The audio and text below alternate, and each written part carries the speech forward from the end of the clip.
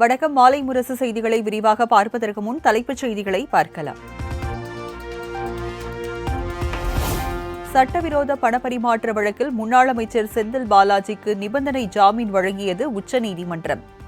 471 நாட்களுக்கு பிறகு புழல் சிறையில் இருந்து விடுதலையாகிறார்.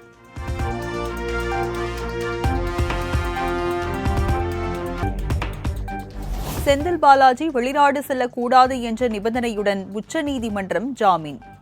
வாரந்தோறும் திங்கள் மற்றும் வெள்ளிக்கிழமைகளில் அமலாக்கத்துறை அலுவலகத்தில் கையெழுத்திட வேண்டும் எனவும் நிபந்தனை. வெள்ளிக்கிழமையும் இடி ஆபீஸில் ஆஜராகி கையெழுத்து போட வேண்டும். இந்த எல்லா குற்றவியல் நடைமுறை அந்த ட்ரையலுக்கு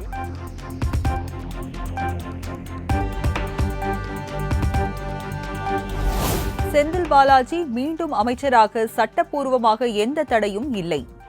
செந்தில் பாலாஜி தரப்பு வழக்கறிஞர் NR இளங்கோ பேட்டி. அமைச்சரா இனிமேல் அவர் மீண்டும் பதவி ஏற்கலாமா? அதுக்கு ஏதாவது தடை ஏதாவது அது போன்ற கண்டிஷன்ல அந்த மாதிரி எந்த தடையும் இல்லை. இந்த மாதிரி தடையும் இல்லை. அமைச்சராகலாம். அமைச்சராவது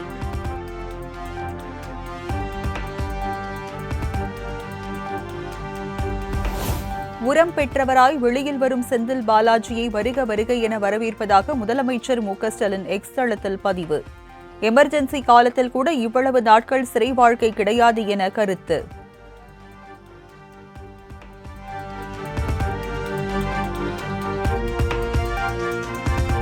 அமலாக்கத்துறை அரசியல் எதிரிகளை ஒடுக்கும் துறையாக மாற்றப்பட்ட சூழல் உச்சநீதிமன்றம் ஒன்றே விடியல். செந்தில் பாலாஜிக்கு வழங்கப்பட்ட ஜாமீனை வரவேற்று முதலமைச்சர் மு.க.ஸ்டாலின் பதிவு.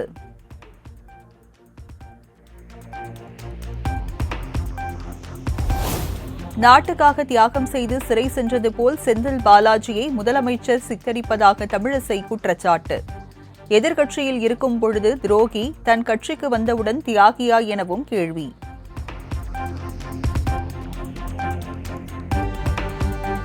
செந்தில் பாலாஜியை உள்ளே அனுப்பியதும் திமுக தான், தற்போது வரவேற்பதும் திமுக தான் என சீமான் விமர்சனம். அதிமுகவில் இருந்தால் கெட்ட திருடன், திமுகவில் இருந்தால் நல்ல திருடனா எனவும் கேள்வி.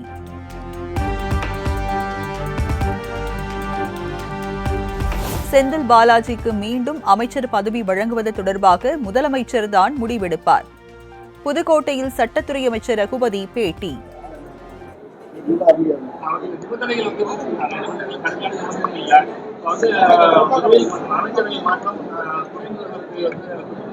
இதெல்லாம் மாண்புமிகு தமிழ்நாடு முதலமைச்சருடைய முடிவை பொறுத்தது.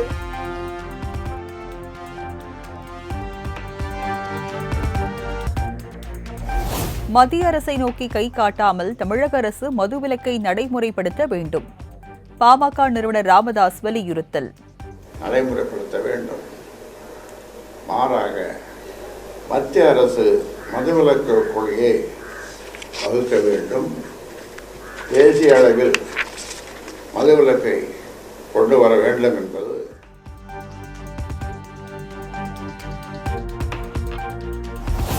காஞ்சிபுரம், செங்கல்பட்டு, விழுப்புரம் உள்ளிட்ட 6 மாவட்டங்களில் இன்று கனமழை பெய்யக்கூடும் என வானிலை மையம் எச்சரிக்கை. சென்னையில் அடுத்த 48 மணி நேரத்திற்கு மிதமான மழை பெய்ய வாய்ப்புள்ளதாக தகவல்.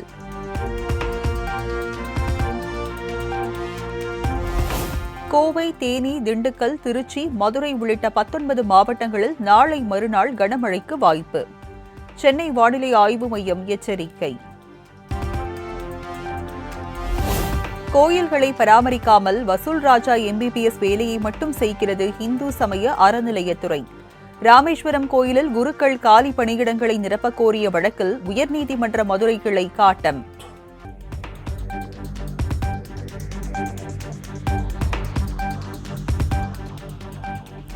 தென்காசியில் தண்டவாளத்தில் கற்களை வைத்து ரயிலை கவிழ்க்க மர்ம நபர்கள் சதி. தனிப்படை அமைத்து போலீசார் தீவிர விசாரணை.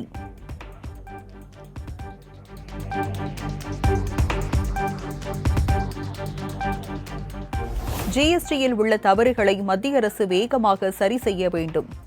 தகவல் தொழில்நுட்பத்துறை அமைச்சர் பழனிவேல் தியாகராஜன் பேட்டி.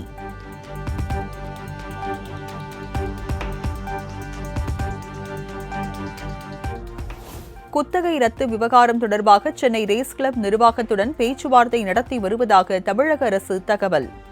அரசின் வாதத்தை ஏற்று வழக்கை 3 வாரங்களுக்கு ஒத்திவைத்தது சென்னை உயர்நீதிமன்றம்.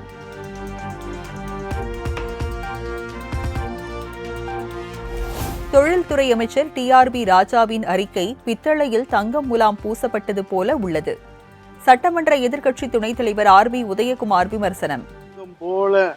தங்கம் முலாம் பூசினது போல இந்த போலன்றதுக்கெல்லாம் போகலை. நாங்கள் தங்கத்தை எதிர்பார்க்குறோம். தமிழ்நாட்டு மக்கள் தங்கத்தை எதிர்பார்க்குறாங்க.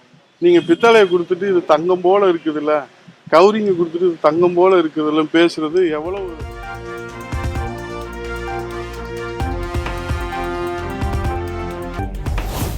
லட்டு விவகாரத்தில் கார்த்தி மன்னிப்பு கோரியது வருத்தமளிப்பதாக சீமான் ஆதங்கம். லட்டு பிரச்சினைக்கு எல்லாம் சனாதனத்தை இழுப்பது மிகப்பெரிய உருட்டு எனவும் ஆவேசம்.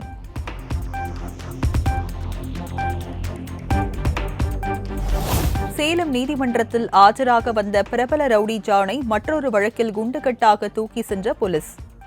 காவல்துறை நடவடிக்கைக்கு ஒத்துழைப்பு வழங்காததால் கைது செய்ததாக தகவல்.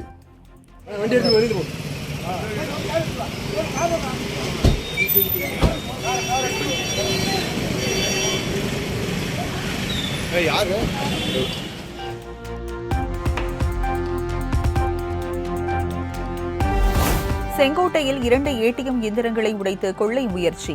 மர்ம நபரை பிடித்து போலீசார் தீவிர விசாரணை.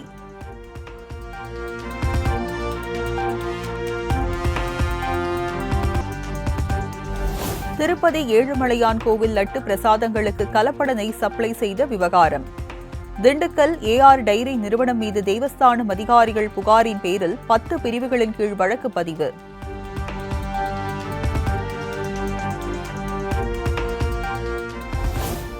அவதூறு வழக்கில் உத்தவ் சிவசேனா MP சஞ்சய் ராவத்துக்கு 15 நாள் சிறை தண்டனை விதித்தது மும்பை நீதிமன்றம். மீரா பயந்தர் மாநகராட்சியில் கழிப்பறை கட்டி பராமரிக்கும் திட்டத்தில் 100 கோடி ஊழல் செய்துள்ளதாக பேசியதை எதிர்த்து தொடரப்பட்ட வழக்கில் உத்தரவு.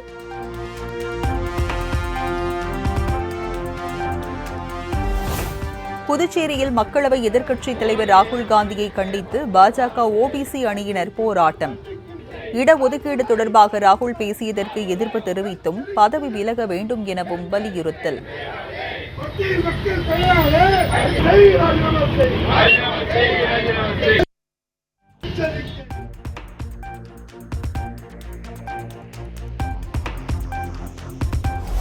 காய்ச்சல் காரணமாக மருத்துவமனையில் அனுமதிக்கப்பட்ட புதுச்சேரி உள்துறை அமைச்சர் நமச்சிவாயத்திற்கு டெங்கு பாதிப்பு உறுதி. மூலகுளத்தில் உள்ள தனியார் மருத்துவமனையில் தீவிர சிகிச்சை அளிப்பு.